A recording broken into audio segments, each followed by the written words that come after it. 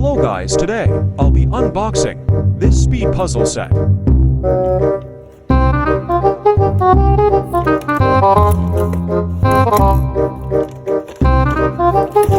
Just taking my time, LOL.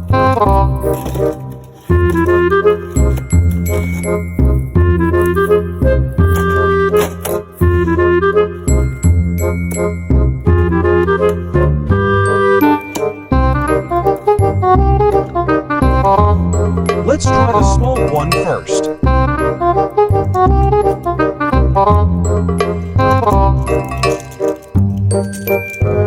This is really good, 8 out of 10. Now let's try the cube.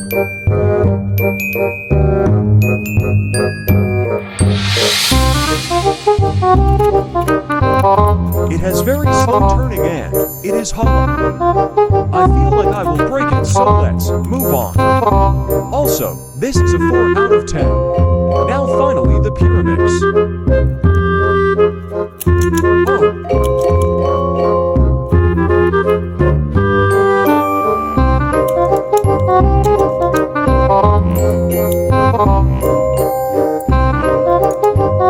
This is also really good. 9.5 out of 10. Anyways, goodbye.